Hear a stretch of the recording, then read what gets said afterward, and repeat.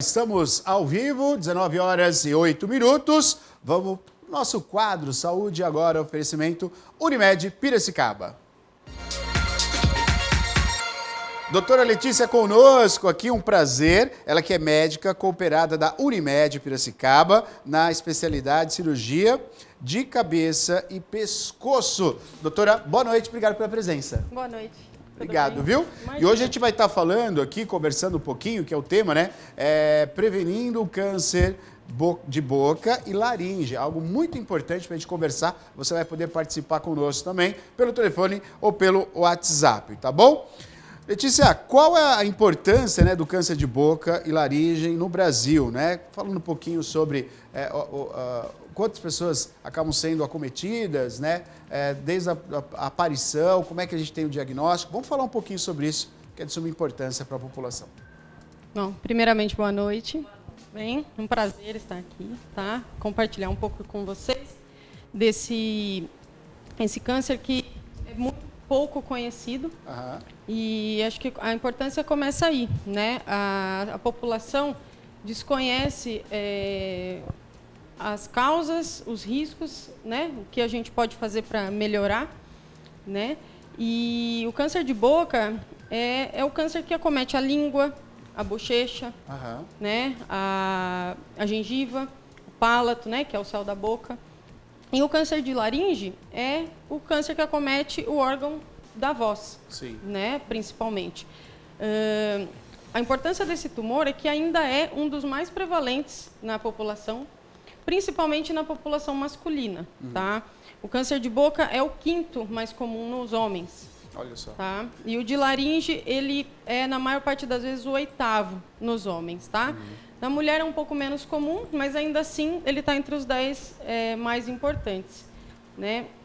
Você perguntou de números, né? Sim, assim, para a gente ter uma ideia, né? Nós estimamos que a cada 100 mil habitantes, nós vamos ter por volta de 11 casos novos por ano em homens, tá? Uhum. E uns 7 em mulheres só de boca, tá? Certo. De laringe, se juntar os dois, dá por volta de 20 casos por ano, a cada 100 mil habitantes, né? Então, não é um número tão desprezível numa população como aqui de Piracicaba. Entendi, né? Entendi. E Letícia, assim, para a gente entender, quais são os fatores, né, que acabam causando o câncer de boca e de laringe? Assim, eu falo que para entender um pouco melhor os fatores de risco, a gente tem que entender como se forma o câncer, né? Uhum.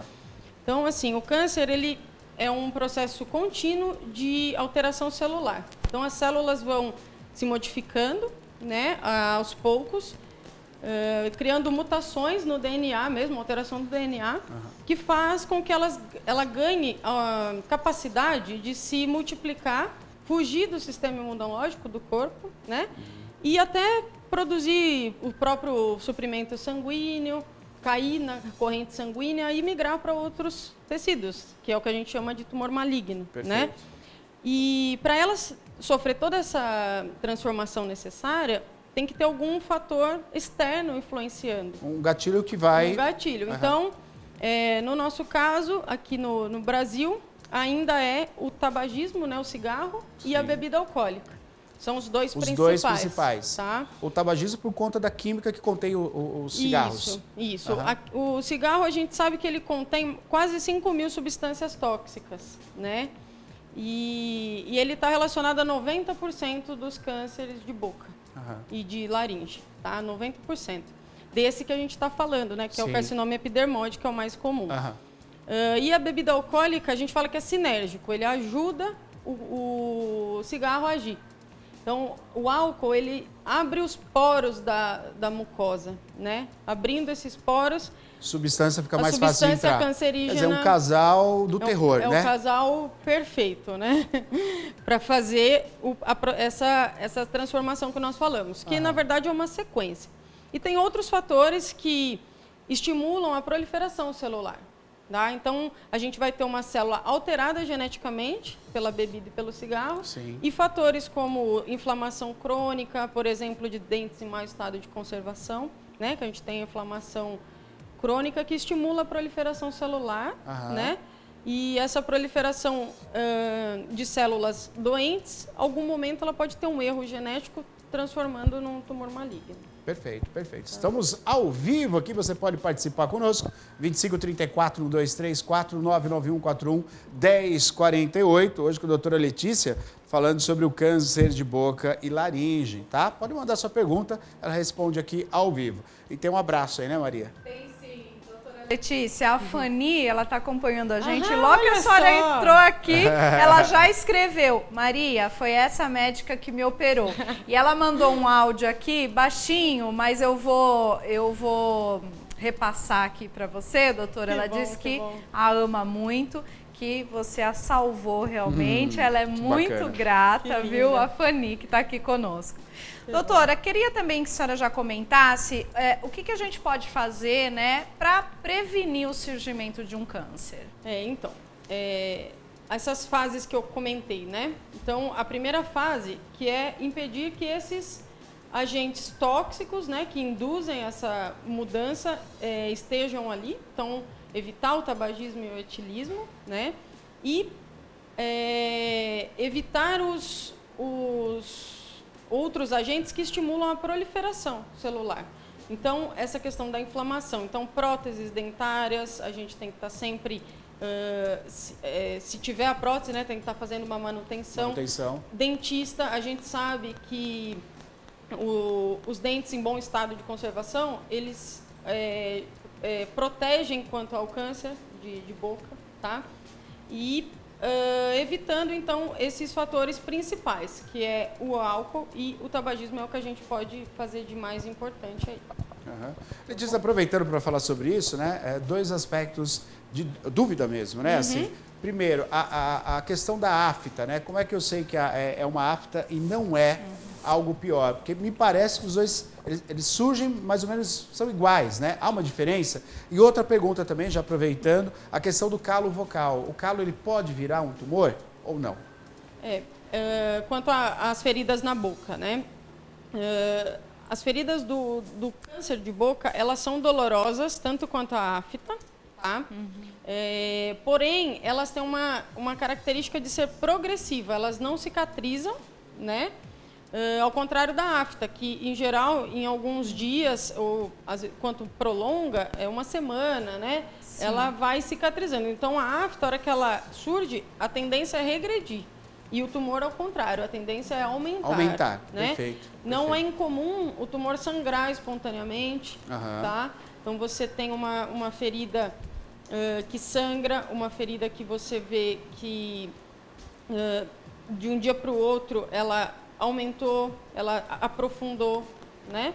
E, além disso, temos que lembrar na população de risco. Então, a população de risco, quem fuma e quem tem o hábito alcoólico muito importante, né? São pessoas que, mesmo uma afta, a gente pode ter preocupação. Sim.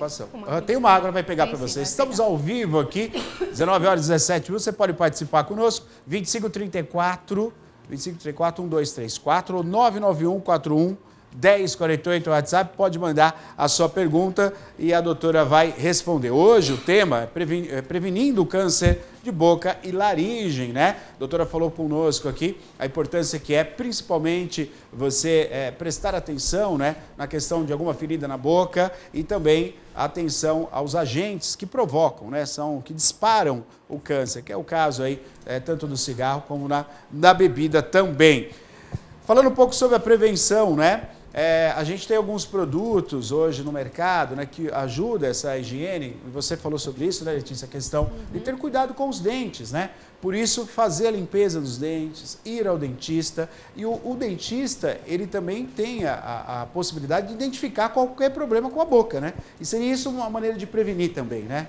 Sim, nós trabalhamos bastante em conjunto com a odontologia, né? Existe uma especialidade da odontologia, que é a patologia oral, que é uma especialidade que é treinado para identificar lesões suspeitas, né? Não só suspeita, como lesões precursoras, que entra na outra questão de como prevenir o tumor, né? Identificar lesões que podem virar o câncer, que estão nessa etapa que nós falamos, né? E tratar. Então, essa função do dentista é muito importante. E nós falamos também do dentista na atenção primária. O dentista no postinho de saúde, né? Isso é muito importante, porque uma das importâncias de falar desses tumores aqui é que no Brasil ainda a imensa maioria chega para os especialistas em estádios avançados. Puxa vida. Tá? Então, isso não só diminui a chance de cura, como aumenta, no caso de cirurgias, aumenta o que a gente chama de morbidade. O que é isso? As sequelas cirúrgicas. Então, no caso de um tumor de laringe, a gente muitas vezes não consegue preservar a laringe. Então, o paciente acaba perdendo a fala. Olha só. Certo? Então, e no caso de um tumor precoce, a gente consegue, às vezes, tratar com radioterapia ou uma cirurgia parcial, preservando a laringe, preservando a voz. Da mesma forma que na boca, o dentista identificando uma lesão precursora ou muito precoce, nós conseguimos fazer com que a cirurgia seja pequena, sem remover partes importantes, como, por exemplo, parte da língua, músculos por exemplo? da deglutição, da língua, que pode alterar a fala. E o que a gente se preocupa muito na boca é o osso da mandíbula, né? Então, lesões que chegam próximo do osso, muitas vezes a gente tem que remover a mandíbula, né? Então, são cirurgias mutilantes, que o paciente acaba perdendo muitas funções. Então, o dentista é o profissional primordial para a identificação dessas lesões. Que era essa questão primária, né? Para identificar e aí encaminhar para um tratamento, né? Isso, até as biópsias. Eles até fazem as biópsias isso. também, ótimo. Normalmente, eles biopsiam, por exemplo, lesões como você falou da afta, né? A afta normalmente é uma lesão branca. Tem vários tipos de lesões brancas, que a gente chama de leucoplasias. E muitas delas são precursoras e outras já são um tumor. E isso o dentista pode identificar. Tá em detalhe, né? São essas imagens aí. Essas lesões, você vê que ela já está elevada, ela já tem uma área de ferida. Se espalha no meio. mais também, né, Isso. Letícia? Já vê, a afta ela é menorzinha, ó, às vezes tem duas aftas juntas, mas não como está aqui, né? Também maior, isso daí né? não é uma afta, né? Então, o dentista identificando, você vê que essa lesão, por exemplo, lá no fundo, ela já está muito próxima do dente. Vocês enxergam o dente ali? Dá para ver. E o que tem embaixo do dente? O osso, né? Então, essas lesões acabam invadindo muito facilmente estruturas importantes para o contorno do rosto, né? E aí, no caso, tem que ser... É bom a gente passar isso para a população, que às vezes ela acha, não, está na pele ou está no músculo. Não, mas ela pode atingir o osso. Profundamente. E aí tem que tirar o osso. Aí tem que tirar o osso. Não só tem que tirar o osso, como o tratamento de radioterapia, de quimioterapia, é muito pouco eficaz no osso. É por isso que esses tumores, o primeiro tratamento é cirúrgico. Entendeu? Perfeito. Mais participação conosco, aqui nós estamos ao vivo, né? Assunto importantíssimo e a sua participação é primordial. Participe conosco aqui, a doutora Letícia está aqui para responder as suas dúvidas. Pois não, Maria. Doutora Letícia, que é muito querida, viu? Quem está passando agora para deixar um beijo é a Camila Novaes. Ela diz o seguinte: quero parabenizar a doutora Letícia pelo excelente médica que é. Passei por uma suspeita de linfoma de pescoço no início desse ano e ela, com toda a sua gentileza e atenção, me atendeu e rapidamente se prontificou a me ajudar. Graças a Deus não tive um diagnóstico de linfoma, mas a doutora foi extremamente importante em todo o meu diagnóstico. Está aqui bacana. a gratidão da Camila, doutora. É muito bonito, né, esse feedback aí do pessoal. E a gente lembra, eu lembro da Camila. A dona Fanny foi agora, né, que a gente fez. E são pacientes muito queridas, né? E a questão da prontidão, né, doutora, de procurar, assim que os sintomas começarem a incomodar, isso também é importantíssimo. Sim, sim. A diferença do tumor de boca e de laringe é que a maioria deles são sintomáticos, né? A laringe, logo no começo, tem alteração da voz, né? É claro que tem vários sítios da laringe, mas o tumor de glote, né, que é o da corda vocal, e as pessoas ficam roucas. Só que nós temos muitas coisas benignas que deixam rouquidão, né? Até o calo, né? Que eu preciso falar que eu não falei. Agora, uma rouquidão por mais de 2, 3 semanas já começa a precisar de uma investigação. O calo, as outras patologias benignas da laringe, existem muitas que não podem virar tumor, né? Agora, a gente tem que lembrar aquilo que eu falei. da proliferação. Então, todas as patologias que ajudam a proliferar a célula, faz a célula ficar reparando, então, assim, machucados, o calo é um tipo de lesão que faz a célula, o corpo ficar cicatrizando aquilo lá toda hora, sabe? Tá. Então, pode acontecer a gente considera um estímulo maior, mas não é um fator de risco direto, não. Tá? Agora, doenças sexualmente transmissíveis também é um fator, né? Sim. Nós temos o HPV, que eu não falei no começo, por 2 motivos. Ele está mais relacionado a tumores de orofaringe, né? Mas entra a amígdala, né? Que está ali na orofaringe, mas a gente pode pensar que é próximo à boca, né? E em países desenvolvidos, onde o tabagismo e o etilismo já são menos importantes, o HPV já é o primeiro causador desses tumores, principalmente de orofaringe, que é a garganta propriamente dita, né? E o HPV é um vírus carcinogênico, que a gente fala, né? Ele induz o câncer em diversos sítios, na colo de útero, né? Tem outros locais. E é uma doença sexualmente transmissível e hoje nós temos vacina, né? Então, realmente importantíssimo, né? Ter essa ciência e tomar a vacina, né? Isso. Letícia, você sabe que no Japão, eu estava vendo uma reportagem uma vez, a causa maior de câncer na laringe é a questão do chá, da bebida quente, que também é um risco, né? Você acaba afetando, né? Machucando aí. Nós temos, assim, internacionalmente tem algumas curiosidades, né? O país que tem mais tumor de boca é a Índia. A Índia? Olha só.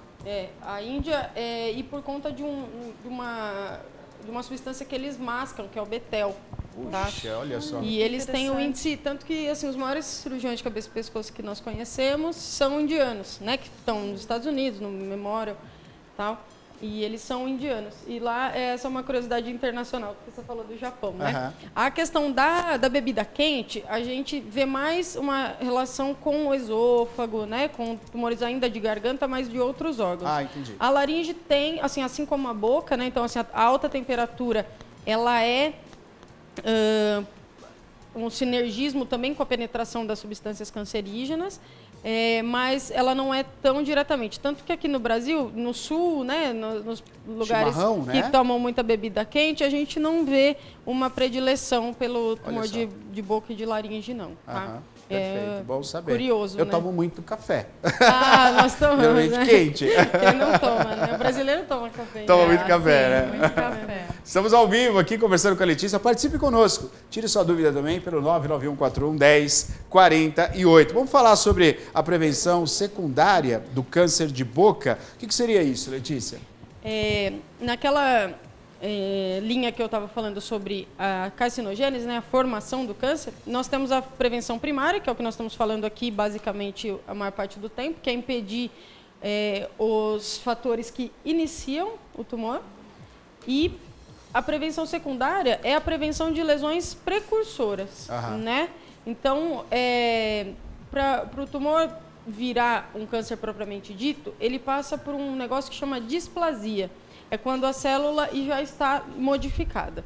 Essa displasia pode se manifestar por uma lesão branca, não como aquela, que aquela é bem típica de tumor maligno, mas semelhante. Então, uma placa branca ou uma placa vermelha, que são lesões displásicas, são precursoras do tumor. Então, a prevenção secundária, por definição, é você remover lesões precursoras do tumor, que não são propriamente ditas um tumor ainda. Doutor, e como a saúde dos dentes, né, pode influenciar nesse caso? A saúde dos dentes tem algumas influências. Como tudo que eu estou falando aqui, uma influencia a outra, né? Então, uma gengivite, por exemplo, que é uma inflamação crônica da gengiva, vai fazer com que o corpo estimule a cicatrização. Para ter a cicatrização, existe uma inflamação, existe um estímulo para proliferar células novas, então é um estímulo para o erro, né? O erro da celular. Da mesma forma que a saúde precária faz algumas feridas que muitas vezes o paciente vai se acostumando, né, com aquela ferida e O trauma crônico, né? Por exemplo, o dente está mordendo, alguma coisa assim, também na mesma linha de estimular a proliferação celular. Aliás, isso é até um hábito, né? A gente vê jovens assim que morde o canto da boca, né? Enquanto está, sei lá, concentrado, fica mordendo. Isso também é um perigo. Também. Da mesma forma que a má saúde bucal faz com que você perca os dentes, tenha que colocar próteses, né? A manutenção dessas próteses nem sempre são fáceis, né? Não é incomum nós vermos senhoras com 80 anos, 70 anos, com 30 anos de prótese, né? Imagina, é muito tempo de um corpo estranho na boca que fica machucando, né? Sim. Então, esse machucado crônico é na mesma linha que eu estou falando. Então, vamos supor, imagina que tem uma célula que recebeu ações externas, ela já está mutada, ela está no meio do caminho para virar um tumor e a gente tem um estímulo fazendo com que ela se multiplique, que é a inflamação, né? Então, a saúde dos dentes entra nessa questão aí. Pois não, Maria. Não, eu queria saber também se a alimentação, né, alguma específica pode influenciar também, doutora. A gente sabe, assim, por estudos, que a alimentação rica em frutas e verduras é um fator protetor, tá? E, da mesma forma que a desnutrição é muito ruim, tá? Não é um tumor tão vinculado à obesidade, não é, tá? Mas a desnutrição deixa a mucosa, né? Então deixa as células da mucosa atrófica, então a proteção é menor, né? No caso da desnutrição. E frutas e verduras tem várias hipóteses. Uma delas é assim, comendo frutas você melhora a higiene bucal, entendeu?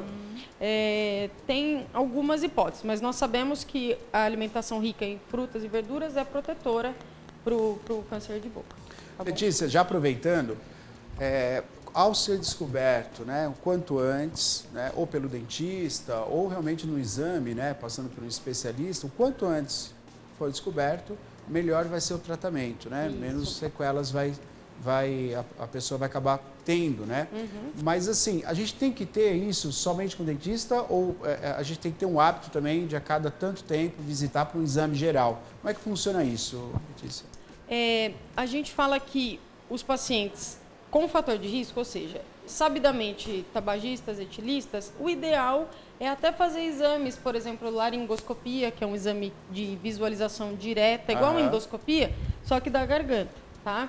E exame físico da boca. É interessante, às vezes, anualmente, esse paciente visitar um especialista, porque o dentista ele acaba vendo mais os dentes, né? Então, assim, embaixo da língua, o céu da boca, a parte mais posterior da boca, já não é tanto o hábito do dentista. Né? Então, principalmente os que têm fator de risco, anualmente um exame completo de boca é interessante. É interessante. No dentista, a cada 6 meses, fazer a limpeza justamente para ter essa manutenção, né? Exatamente. Você sabe que comigo, Letícia, vamos colocar 15 anos atrás, ou 10 anos atrás, aqui em Piracicaba, quando ela... Você é daqui, não? Você é de Piracicaba? Não, eu nasci em Santa Rita do Passa Quatro. Santa Rita do Passa Quatro. Pronto, você deve saber isso também, porque lá tem muita cana.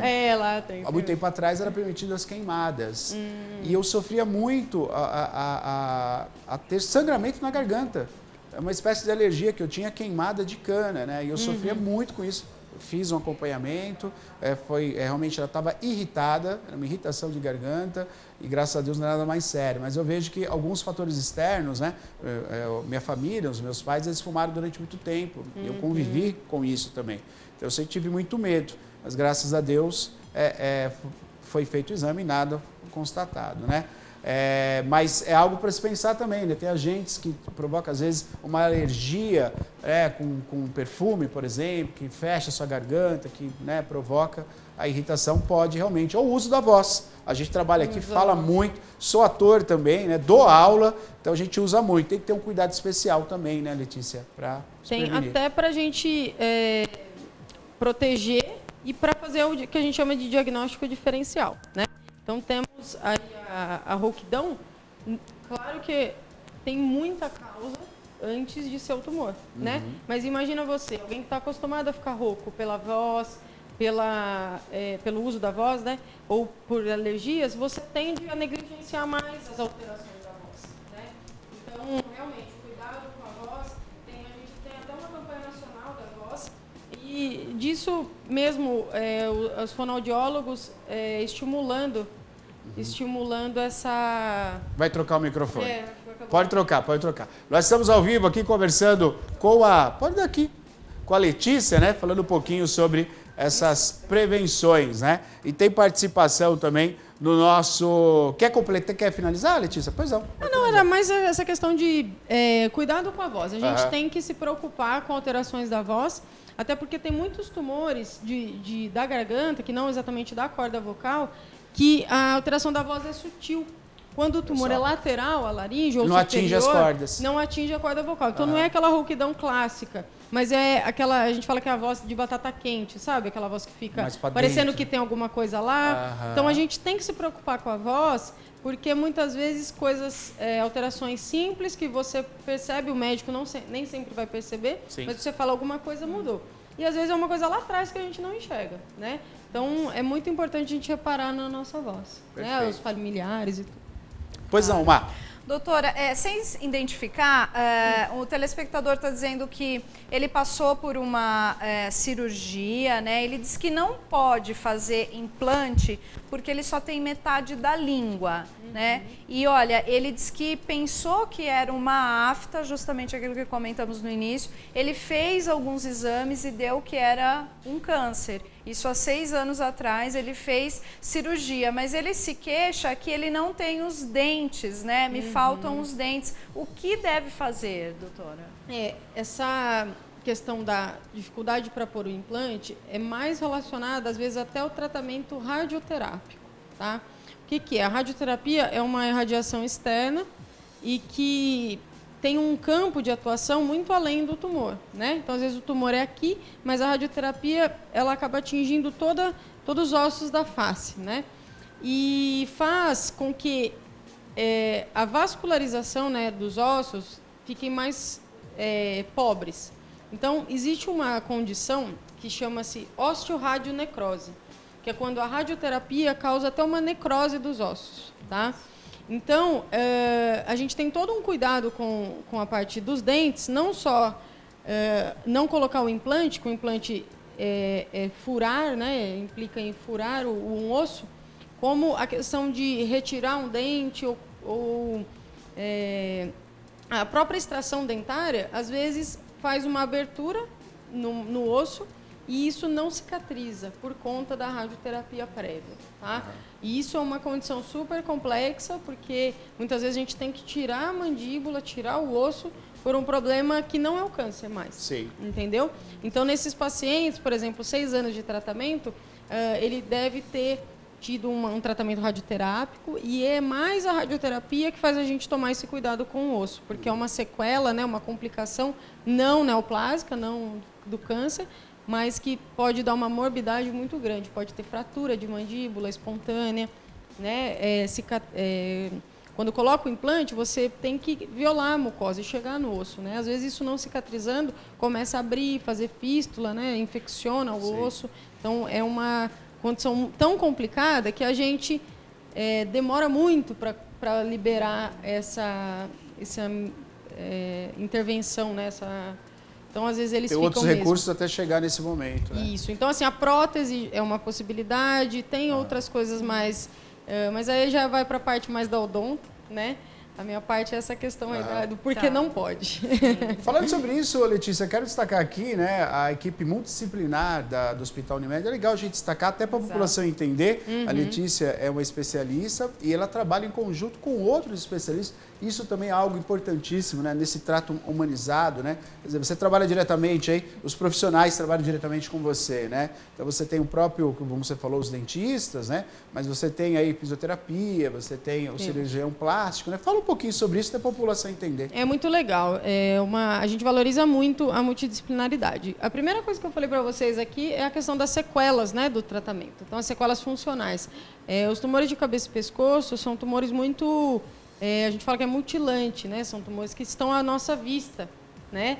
Então, além da cirurgia plástica, né, da reconstrução propriamente dita pós-cirúrgica, nós temos que trabalhar com as sequelas. Então, no caso da voz, né, dos tumores de laringe, A laringe não só é um órgão de voz, mas ele é um órgão que é muito importante na definição do caminho do alimento e do caminho do ar, por exemplo.